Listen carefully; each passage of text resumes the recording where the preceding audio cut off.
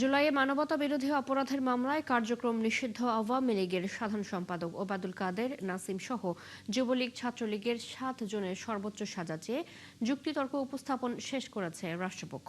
বুধবার বিচারপতি নজরুল ইসলাম চৌধুরীর নেতৃত্বে আন্তর্জাতিক অপরাধ ট্রাইব্যুনাল ২-এ যুক্তিতর্ক উপস্থাপন করেন চিফ প্রসিকিউটর আমিনুল ইসলাম। এর আগে টানা ৫ দিন এই মামলায় এই যুক্তিতর্ক চলে। এতে জুলাই আন্দোলন দমনে চায়না রাইফেল, পিস্তল, শটগান থেকে শুরু করে হেলিকপ্টার ব্যবহারের মাধ্যমে আন্দোলনকারীদের উপর গুলি ছোড়ার বিবরণ দিয়েছে প্রসিকিউশন। পুলিশের দেয়া তথ্য অনুযায়ী জুলাই আন্দোলন ঘিরে মোট ৩,৫,৩১১ রাউন্ড গুলি খরচ করা হয়েছিল। শুধু ঢাকায় খরচ হয়েছে ৯৫,৩১৩ রাউন্ড।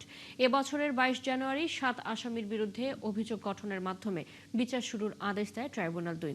গত ২ আগস্ট এই মামলায় সাক্ষ্য গ্রহণ শেষ হয়। এই কেসটি প্রসিকিউশন পক্ষ সন্দেহাতীতভাবে প্রমাণ করতে পেরেছে।